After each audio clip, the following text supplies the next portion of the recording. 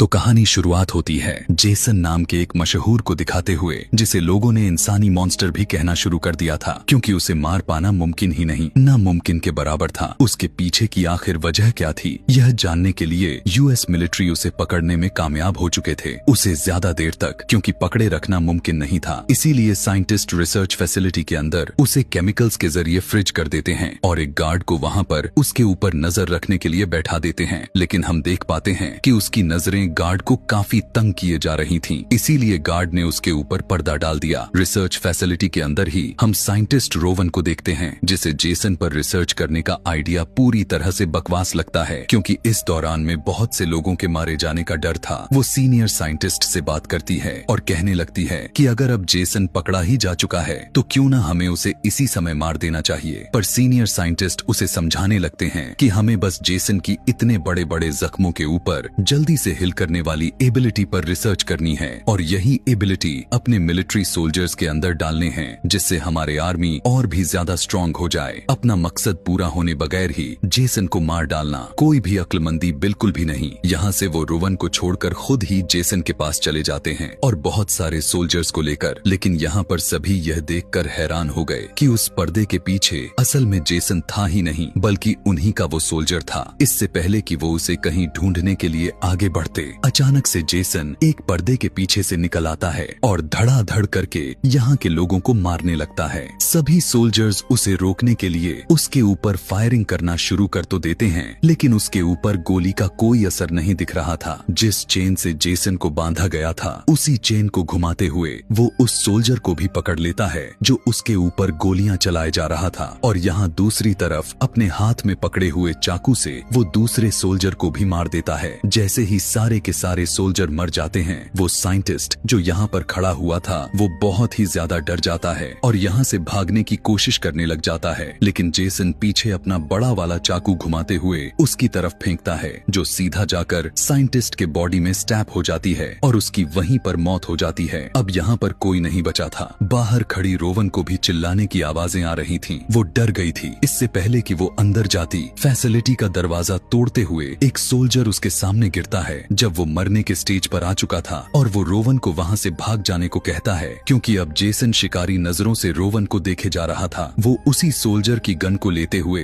बहादुरी से जेसन पर शूट करते रहती है और उसे पीछे हटने पर मजबूर कर देती है। पीछे हटते हुए जेसन उस जगह पर चला जाता है जहाँ उसे फ्रिज किया जाता था। बिना वक्त गवाए दोबारा रोवन उस पोर्ट को जल्दी से लॉक करने की कोशिश कर रही थी कि तभी जेसन ने उस पोर्ट के अंदर से ही अपने चाकू को जोर से बाहर निकाला, जिससे पोर्ट टूटकर चाकू रोवन के बॉडी के अंदर घुस गया। अब पोर्ट भी एक्टिवेट हो चुका था और अंदर से भी अब फ्रीजर गैस बाहर निकलने लग गए थे, जिससे जेसन फ्रिज होने लग गया। गोलियों की आवाज की वजह से ये पूरी की पूरी फैसिलिटी लॉक होने लग गई थी, और इससे पहले कि रोवन यहाँ से बाहर निकल जाती, ये फैसिलिटी पूरी तरह से शील्ड हो जाती है। यहाँ पर कोई भी पोर्ट की गैस को बंद करने वाला बचा ही नहीं था। पोर्ट के अंदर से जो जेसन ने चाकू चलाया था, उसकी वजह से पोर्ट की गैस बाहर निकलने लग जाती है और कुछ ही देर में पूरी फैसिलिटी में फैल जाती है, और इससे रोवन भी उसी गैसेस की वजह से यहाँ पर फ्रिज हो जाती है। खैर, सीन को काटकर हमें यहाँ से सीधा 450 साल आगे का वक्त दिखाया जाता है। पता चलता है कि ये सारी दुनिया इंसानों के फैलाए पॉल्यूशन के वजह से तबाह हो चुकी है और अब इस दुनिया पर कोई भी नहीं रहता। सारे इंसान एक दूसरे प्लेनेट पर शिफ्ट हो चुके हैं, जिसे अर्थ 2 के नाम से जाना जाता है। 445 साल बाद अर्थ 2 से एक टीम यहाँ विजिट करने के लिए आती है, क्योंकि इन्हें दोबारा से अर्थ को ठीक करने के तरीके ढूंढने हैं और साथ ही साथ इस अर्थ के बारे में बहुत कुछ जानना भी है। इसी दौरान इन्हें वो फैसिलिटी भी मिल जाती है जहाँ पर जेसन के साथ साथ साइंटिस्ट रोवन भी फ्रिज हो चुकी थी, जिन्हें देखकर ये पूरी की पूरी टीम बहुत ही ज्यादा एक्साइटेड हो गई, क्योंकि उन्हें पता चला कि रोवन अभी तक जिंदा है। ये हैरानी की बात तो थी, लेकिन ऐसा हुआ इसलिए था क्योंकि उनकी बॉडी को एक परफेक्ट टेम्परेचर मिला था, जिससे उनकी लाइफ बहुत ज्यादा बढ़ा दी थी। टीम के साथ साथ पोर्ट के अंदर रखी जेसन की बॉडी को भी शिप में लेकर जाने का फैसला कर लिया जाता है, और जैसे ही पोर्ट का दरवाजा खोलते हैं तो रोवन के हाथ में पकड़ा हुआ हथियार एकदम से नीचे गिरता है और उनके एक साथी का पूरा बाजू उसके जिस्म से अलग कर देता है। वो लड़का जोर से चिल्लाता है। ये लोग जेसन के बॉडी को तो संभाल लेते हैं और उस लड़के को जल्दी एक पेनकिलर देते हैं। खैर, उसके बाद ये दोनों बॉडीज को अपने शटल में लेकर जाते हैं। जिस लड़के का बाजू कटकर निकल गया था उसे ये लोग एक बेड पर लेटा देते हैं, जो कुछ ही देर में उसका ये बाजू को दोबारा से बनाना शुरू कर देता है, क्योंकि ये एक नैनो टेक्नोलॉजी वाला बेड था जो इंसान या किसी भी जानवर के हिस्से को रिजनरेट कर सकता था, दोबारा से बना सकता था। जबकि दूसरी तरफ हमें रोवन को दिखाया जाता है। उसकी बहुत सारे स्कैन करने के बाद उसे भी नैनो टेक्नोलॉजी वाले बेड पर लेटाया गया था और उसे दोबारा से होश में लाने की कोशिश की जा रही थी। जबकि लैब 2 के अंदर जेसन के ऊपर रिसर्च हो रहे थे और यह देखकर सब लोग बहुत ज्यादा हैरान थे कि जेसन की बॉडी के अंदर एक बहुत छोटा सा दिमाग था जो उसकी बॉडी को चला रहा था। यहाँ पर ये साइंटिस्ट जेसन के आंख की सैंपल निकालती है जो बहुत ही बुरे तरीके से खराब हो चुके थे। दूसरी तरफ हम देखते हैं कि रोवन को भी होश आ जाता है। होश में आते ही नए लोगों को अपने करीब देखते ही वो पैनिक कर जाती है और यहाँ पर साइंटिस्ट को थप्पड़ भी लगा देती है और साइंटिस्ट उसे शांत करते हुए सारी सिचुएशन को समझाने की कोशिश करते हैं कि वो इस टाइम फ्यूचर में है,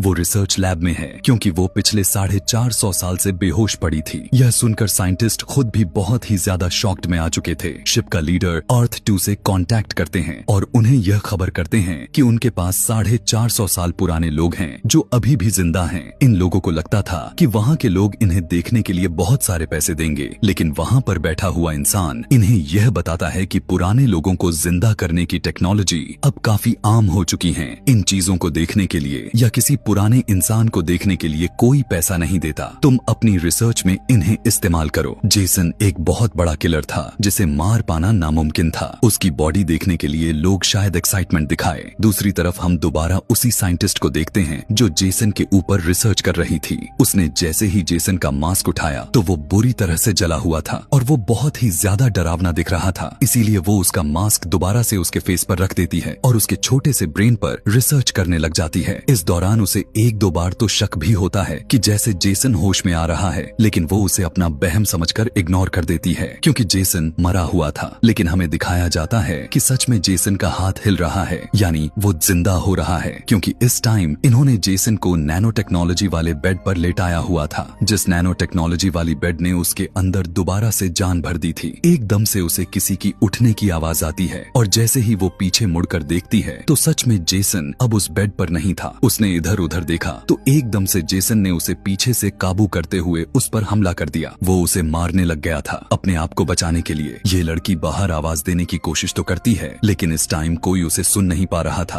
अब जेसन उसके बालों को पकड़ते हुए उसे लिक्विड नाइट्रोजन के अंदर डूबा डालता है, जिसकी वजह से उसका मुंह पूरी तरह से फ्रिज हो जाता है। जिसके बाद जेसन उसके मुंह को बाहर निकालता है और बहुत ही जोर से उसके मुंह को एक टेबल के ऊपर स्मैश कर देता है, बिल्कुल तोड़ देता है। और इस तरह इस लड़की की बहुत ही दर्दनाक तरीके से मौत हो जाती है। जिसके बाद ये यहाँ से अपनी अवजार को उठाता है और लोगों को मारने के लिए निकल जाता है, क्योंकि यह उसका पुराना काम है। जबकि दूसरी तरफ अब हमें टीम लीडर को दिखाया जाता है जो अभी साइंटिस्ट थे और इस टाइम रोवन के पास खाना लेकर आए थे। खाना देते हुए ये लोग बातें करने लग जाते हैं और टीम लीडर जेसन के बारे में पूछता है तो रोवन बताती है कि वो एक बहुत ही खतरनाक किलर है जिसे मारना मुमकिन ही नहीं, क्योंकि वो बड़े से बड़े जख्म को भी खुद ही आसानी से हिल कर लेता है। बातों ही बातों में रोवन को पता चलता है कि ये लोग जेसन को भी यहाँ पर लेकर आए थे, जिससे वो बहुत ज्यादा गुस्सा हो जाती है और कहती कि तुम जानते नहीं कि वो कितना ज्यादा ही खतरनाक है। तो यहाँ पर लीडर उसे बताते हैं कि वो तो मर चुका है, जिस पर वो लड़की कहती है कि मुझे इस बात का प्रूफ चाहिए। ये लोग उसे उस रूम में लेकर जाते हैं जहाँ पर इन्होंने जेसन को बेड से बांधा हुआ था, लेकिन अब जेसन वहाँ पर नहीं था। और यह देखने के बाद तो सभी के सभी एकदम से शॉक में आ चुके थे।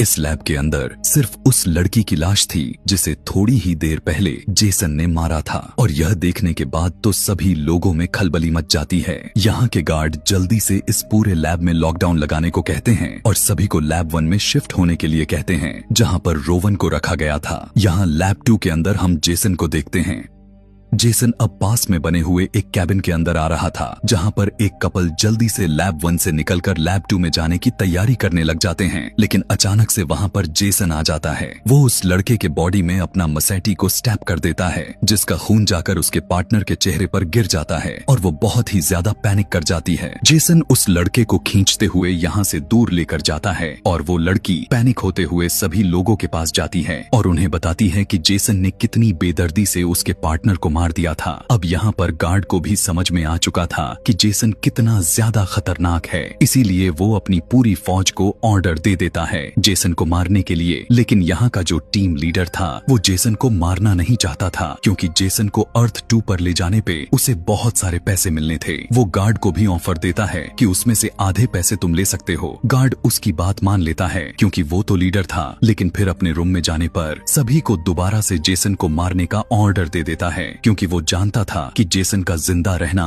बिल्कुल ठीक नहीं। इधर हमें दिखाया जाता है कि 2 सोल्जर्स इस टाइम बड़े बड़े मॉन्स्टर से लड़ रहे थे। एक सोल्जर पहले ही शूट में एक मॉन्स्टर को मार गिराता है, लेकिन वो तो नहीं जानता था कि दूसरा मॉन्स्टर उसके पीछे ही है और फिर उसका दूसरा साथी पीछे से इसी मॉन्स्टर को शूट कर देता है और तभी एक और किलर इसी रूम में आ जाता है और यह था जेसन। जेसन पकड़कर यहाँ के सभी लोगों को मारता जा रहा था। यह किलर कहाँ से आया था, इसे देखकर सब लोग कंफ्यूज हो गए थे, क्योंकि इस टाइम यह लोग एक गेम खेल रहे थे और गेम में ही मॉन्स्टर को मार रहे थे और इस गेम में जेसन नाम का कोई किलर था ही नहीं। तब इन्हें रियलाइज होता है कि इनके सिमुलेशन के अंदर सच में कोई और आ गया है। जैसे ही ये लोग अपनी डिवाइसेस अपने सर से उतारते हैं तो देखते हैं कि वहाँ पर सच में जेसन था, जो वहाँ के लोगों को मार रहा था। यह देखते हुए वो लड़का जिसका बाजू भी कर गया था, वो फौरन ही पीछे से जेसन पर हमला करता है उसे मारने के लिए। लेकिन जेसन उसे एक ही वार पर अपने पीछे से उसे आगे कर लेता है और उसके गले को पकड़कर उसका गला दबा देता है और आखिर उसे मारकर फेंक डालता है। जिसके बाद वो दूसरे आदमी को तो सिर्फ एक थप्पड़ मारकर दीवार में लड़ाते हुए ही उसकी जान ले लेता है। यहाँ जो सोल्जर्स जेसन को ढूंढ रहे थे,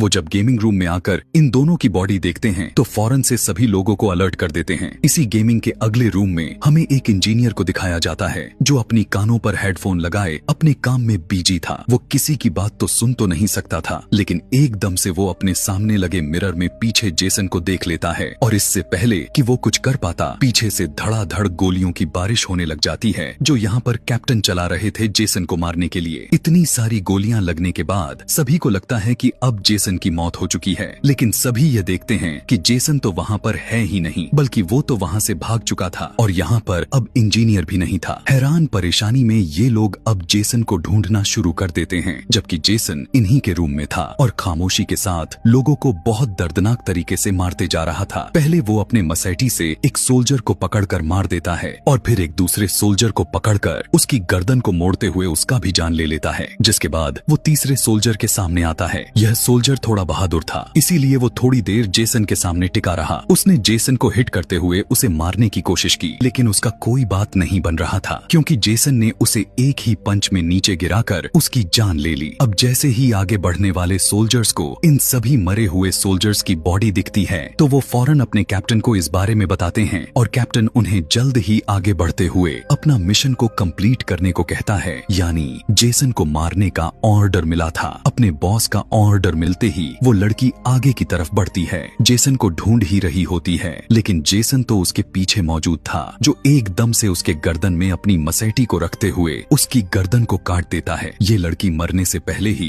रेडियो से अपने साथियों को मदद के लिए बुलाती है। वो मदद खुद को जिंदा के लिए नहीं बुला रही थी, बल्कि जेसन को पकड़ने के लिए मांग रही थी और ऐसा करते ही वो खुद मर गई। उसकी लोकेशन बताने की वजह से यहाँ पर एक और सोल्जर आया, जिसके हाथ में एक बहुत ही एडवांस गन थी। वो इस गन से बार बार शूट करते हुए जेसन को पीछे की तरफ चलने पर मजबूर कर देता है और आखिर में जेसन एक हुक के ऊपर गिरता है, जो इन्हीं का लगाया हुआ एक ट्रैप था। दूसरा सोल्जर फौरन ही उस हुक को मशीन से ऊपर की तरफ कर देता है और यहाँ सभी लोग इस बात का जश्न मनाने लग जाते हैं कि इन्होंने जेसन को पकड़ लिया है। इससे पहले कि ये लोग जेसन को किसी लैब के अंदर लेकर जाते, जेसन फौरन से उस हुक से बाहर निकल जाता है और उसके पीछे से सोल्जर पर हमला करते हुए मार देता है। अब कैप्टन, जो इनके रिपोर्ट्स को लेते हुए यहाँ तक जेसन को पकड़ने आया था, वो देखता है कि हुक में जेसन नहीं बल्कि उसका अपना ही सोल्जर लटका हुआ है और इससे वो जान गया था कि उसके लगभग सारे सोल्जर्स मारे जा चुके हैं और इस टाइम वही जेसन के सामने है उससे लड़ने के लिए। इससे पहले कि वो जेसन को ढूंढ पाता, जेसन एकदम से पीछे से उसके ऊपर हमला करता है और अपने साथ दीवार में चिपका लेता है। वो एक बार नहीं, दो बार नहीं बल्कि तीन बार अपने मसैटी से कैप्टन के बॉडी में स्टैब करता है, लेकिन कैप्टन उसे गुस्सा दिलवाता है कि मुझे इन हमलों से कुछ नहीं होने वाला। यह सुनकर जेसन उसे बार बार हमला करते हुए उसे मार डालता है। अब सभी लोग जान गए थे कि जेसन का खतरा बहुत ज्यादा हो गई है। उससे बचने के लिए यह लोग अब फैसला करते हैं कि सभी अब दूसरी पोर्ट में जाकर उस पोर्ट के जरिए जल्दी से जेसन से अपनी जान बचाकर निकल जाएंगे। ये लोग सारे के सारे उसी स्पेस शटल में बैठने की कोशिश में लग जाते हैं और इससे पहले कि ये सब लोग स्पेस शटल में बैठकर यहाँ से दूर चले जाते,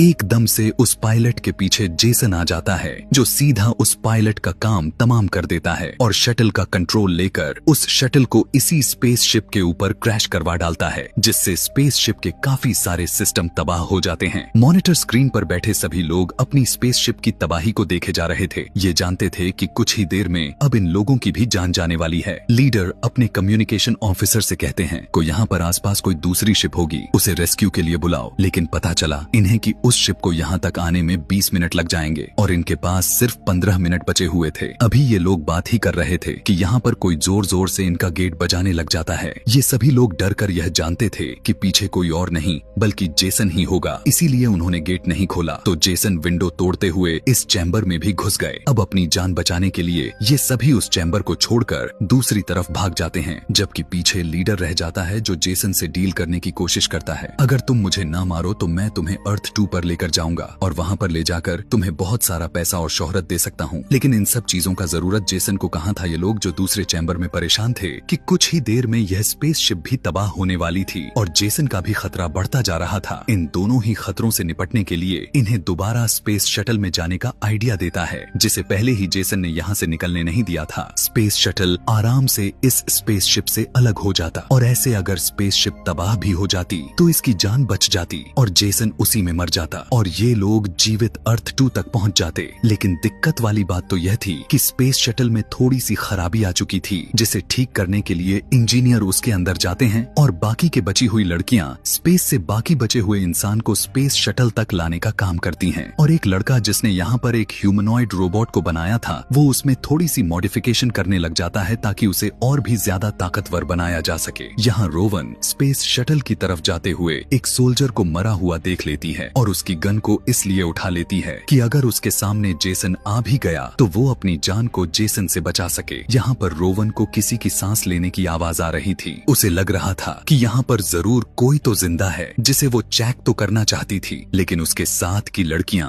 बुरी तरह से डरी हुई थीं। वो उन दोनों लड़कियों को स्पेस शटल की तरफ जाने को कहती हैं और खुद जब आगे बढ़कर चेक करती है तो पता चलता है कि ये तो कैप्टन था, जिसे जेसन पूरी तरह से मार नहीं पाया था। उसकी हालत अब ज्यादा खराब हो रही थी, वो मरने ही वाला था। लेकिन तभी रोवन इससे कहती है कि तुम्हें हिम्मत नहीं हारनी, मैं थोड़ी ही देर में तुम्हें यहाँ से लेने के लिए आऊंगी और ये लोग अर्थ 2 की तरफ निकल जाएंगे। रोवन अब अपने दूसरे साथी के पास जाती है और उनसे रिक्वेस्ट करती है कि हमें कैप्टन को इस शटल तक लाना होगा, जबकि दूसरी तरफ हमें दिखाया जाता है कि इन्हें सिग्नल भी मिल जाता है कि इंजीनियर ने स्पेस शटल को ठीक कर चुका है। इससे पहले कि ये सभी के सभी लोग स्पेस शटल की तरफ बढ़ते, शटल के अंदर हमें दिखाया जाता है कि कोई पायलट का कटा हुआ सर एकदम से लेकर आया है इंजीनियर के सामने और ये कोई नहीं बल्कि जेसन ही था, जो अब इंजीनियर को भी पकड़कर यहाँ पर बने इलेक्ट्रिकल स्पाइक के साथ मारकर उसकी भी जान निकाल डालता है। यह देखते हुए शटल के दूसरी तरफ एक लड़की बहुत ज्यादा डर जाती है और किसी को भी शटल में लाए बगैर इस शटल का दरवाजा बंद कर देती है। हालांकि सभी मदद के गुहार लगाने लग गए कि उनको भी अंदर आने दो, लेकिन उसने किसी की बात नहीं सुनी और शटल को लॉन्च कर दिया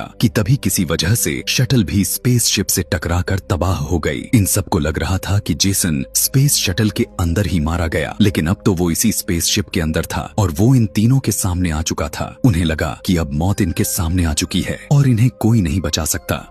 लेकिन तभी इनका चौथा साथी इनके पास आ जाता है जिसने अपने रोबोट को मॉडिफाई कर लिया था। उसके पास अब एक ऐसी गन्स थी जो किसी को आसानी से मार सकती थी और ये इस टाइम जेसन से लड़ने के लिए पूरी तरह से तैयार थी। लेकिन इनका ऐसा सोचना इनके लिए ही बहुत ही बड़ी बेवकूफी थी, क्योंकि जेसन जैसे ही अपनी मसैठी उसकी KM-14 की तरफ फेंकता है तो वो रोबोट पहली ही वार में गिर जाती है। अब उसे चेक करने के लिए जैसे ही जेसन उसके पास जाता है तो एकदम से KM-14 होश में आ जाती है और उसके ऊपर शूट करना शुरू कर देती है। बेहोश होना तो उसका सिर्फ नाटक था। जेसन को अपने करीब लाने के लिए उसने अपने हाई पोटेंसी गन से जेसन को ऐसा शूट किया था कि जेसन उड़ते हुए यहाँ से दूर जाकर गिरा था, जिसके बाद ये रोबोटिक एक बड़ा सा जंप करते हुए जेसन के पास पहुंच जाती है। उसे दोबारा अपनी गन से बार बार शूट करने लग जाती है। यहाँ से जेसन भी अपने आप को एक बहुत बार उठाने की कोशिश तो करता है, लेकिन ये रोबोट अपने पैर से उसे किक करते हुए उसे बार बार नीचे गिरा देती है और इस दौरान भी उस पर शूट करती ही रहती है।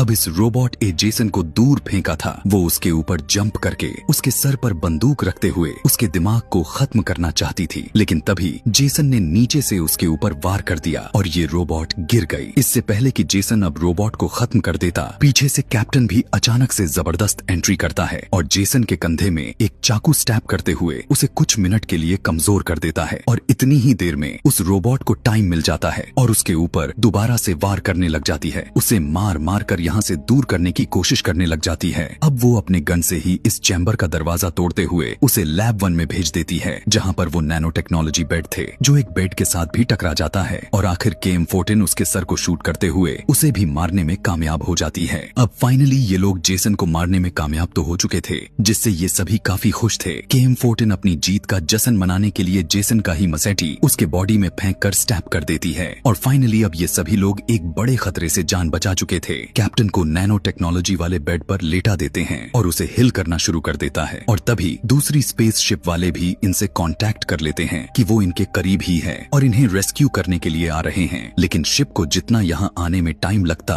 उस टाइम तक तो ये वाली शिप तबाह हो जाती। तभी रोवन इस पूरी शिप का मैप देखती है और उसे पता चलता है कि इस शिप में एक ऐसा भी एरिया है जो बहुत ही आराम से इस शिप से अलग हो जाएगा और इस चैम्बर में जाकर ये लोग अपने आप को सेफ भी कर सकते हैं। बिना वक्त गवाए ये लोग उस चैम्बर की तरफ जाते हैं, जबकि लैब 1 में हमें दिखाया जाता है कि जेसन जिस नैनो टेक्नोलॉजी वाले बेड के ऊपर मरा हुआ था, वो बेड अभी भी एक्टिवेट था और उस पर किसी का भी ध्यान गया ही नहीं था। अब यहाँ से यह बेड जेसन को हिल करना शुरू कर दिया और उसके कटे हुए बॉडी पार्ट की जगह लोहे के बॉडी पार्ट को देना शुरू कर दिया, जिसे वो एक इंसान और एक रोबोट का कॉम्बो बन गया और पहले से ज्यादा खतरनाक बन गया। यहाँ ये सभी लोग उस चैम्बर तक पहुँच तो गए थे जिसके अंदर इन्हें सेफ रहना था। उस चैम्बर के अंदर जाने से पहले ये चैम्बर के बाहर की तरफ कुछ बॉम्ब्स लगाना शुरू कर देते हैं ताकि जल्द ही यह चैम्बर स्पेसशिप से अलग हो जाए। जैसे ही ये लोग बॉम्ब लगाकर फ्री होते हैं तो ये देखते हैं कि अब इनके सामने जेसन आ चुका था। जैसे ही KM-14 दोबारा से उसे मारने के लिए उसके करीब जाती है तो जेसन एक ही हाथ से वार करते हुए उसका सर ही उसके बॉडी से अलग कर देता है। KM-14 का क्रिएटर जल्दी से उसकी टूटी हुए हेड को उठाता है। यहाँ पर अब जल्दी से रोवन जेसन के सामने आती है तो रोवन को जेसन उसके गले से पकड़ लेता है। उससे बचने के लिए दूसरे लोग उसके पास आते हैं तो जेसन उसने लड़ने लग जाता है और इस चक्कर में जेसन अपने आप को उससे बचा लेती है। वक्त रहते ही ये जल्दी से दूसरे चैम्बर के अंदर आ जाते हैं और उसका गेट भी बंद कर देते हैं। मरता हुआ आदमी उससे रोवन की जान बचाई थी, वो जल्दी से बॉम्ब को एक्टिवेट करने में कामयाब भी हो जाता है, जिसे इनका यह चैम्बर पूरे स्पेसशिप से अलग हो जाता है और हम जेसन को देखते हैं जो इस बॉम्ब्स की फोर्स की वजह से पीछे की तरफ जाकर गिरता है। यहाँ पर अब एक नई स्पेस शटल भी आ चुकी थी। यहाँ पर भी इन्हें ऐसा लग रहा था कि इनकी जेसन से जान छूट चुकी है, लेकिन यह नहीं जानते थे कि जेसन अभी भी इनके चैम्बर के पास ही था,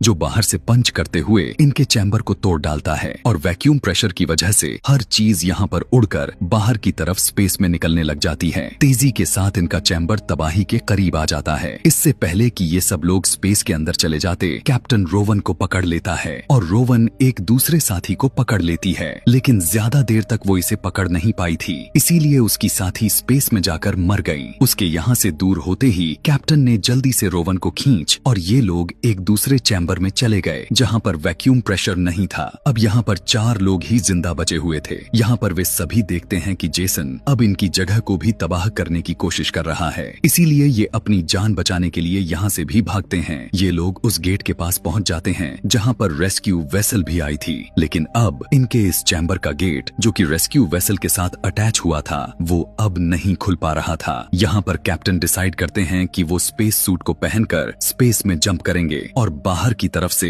इस वेसल का दरवाजा खोलेंगे। इतनी ही देर में वो दरवाजा खोलने की कोशिश तो कर रहा था कि तभी ये लोग देखते हैं कि जेसन इनके करीब आ रहा है। जेसन को डिस्ट्रैक्ट करने के लिए यहाँ पर साइंटिस्ट एक वीडियो गेम सिमुलेशन लगा देता है, जिससे जेसन कंफ्यूज होकर ट्रैप हो जाता है। कुछ देर तक तो वो इस सब में फंसा रहता है, लेकिन इन सारी सिमुलेशन से बाहर निकलने में कामयाब हो गया था। जैसे ही इस चीज का अंदाजा साइंटिस्ट को होता है तो साइंटिस्ट यहाँ पर एक और सिमुलेशन को लगा देता है जहाँ पर 2 लड़कियों को रखा हुआ था जो जेसन को बुला रही थी। जेसन को यह सब पसंद नहीं था, इसीलिए जेसन इन लड़कियों को स्लीपिंग बैग में उठा उठाकर किसी बोरी की तरह पटकने लग जाता है और उन्हें मार डालता है। इसी सब के दौरान हम देख पाते हैं कि कैप्टन भी उस गेट को खोलने में कामयाब हो चुका था। अब क्योंकि गेट खुलने की वजह से यहाँ पर थोड़ी सी चेंजेस हुई थी तो वो सिमुलेशन भी खत्म हो गया था, जिससे अब जेसन इन्हें देख रहा था। रोवन और साइंटिस्ट जल्दी से उस रेस्क्यू वेसल के अंदर जाने में कामयाब हो जाते हैं। यहाँ आते ही इन्हें अंदाजा हो जाता है कि केम फोर्टिन का सर तो उसी स्पेसशिप में छोड़ आए और वही उनके लिए बहुत ज्यादा इम्पोर्टेंट था। रोवन उसे लेने के लिए दोबारा से स्पेसशिप के अंदर भागती है तो देखती है कि जेसन दोबारा से उनका पीछा कर रहा था, जिससे बचने के लिए वो तेजी से उस रेस्क्यू शटल के अंदर तो आ जाती है और पीछे से कोई जल्दी से इस रेस्क्यू शटल का दरवाजा बंद कर देता है। और ये कोई और नहीं था बल्कि कैप्टन ही था, जिसने जेसन के साथ लड़ने का और बाकी सबसे लड़ने का फैसला कर लिया था। जैसे ही रेस्क्यू वेसल इस स्पेसशिप से डिटैच होकर अर्थ 2 के लिए निकलती है, वैसे ही पुरानी वाले स्पेसशिप के अंदर कैप्टन एक बॉम्ब को एक्सप्लोड कर देते हैं, जिसकी वजह से वहाँ पर बहुत ज्यादा प्रेशर आता है और रोवन देख पाती है कि जेसन अब इनके रेस्क्यू वेसल के करीब आ गया था। इससे पहले कि वो यहाँ पर भी इनके ऊपर हमला कर देता कि तभी अचानक से कैप्टन आता है और उसे पकड़ लेता है और उसे यहाँ से दूर लेकर चले जाता है, तेजी से नीचे गिरते हुए। अब इन दोनों की बॉडी जल रही थी, जिसे देखते हुए रोवन और बाकी के सभी लोगों को लगा कि जेसन और कैप्टन मर गए हैं। अर्थ 2 पर हमें दिखाया जाता है कि एक कपल एक टूटे हुए तारे को देखते हैं, जो असल में वो कोई टूटा हुआ तारा नहीं बल्कि जेसन का सर था और वो यहाँ पर अब कोई और तबाही फैलाएगा या नहीं, इसी मिस्ट्री के साथ ये कहानी भी खत्म हो जाती है।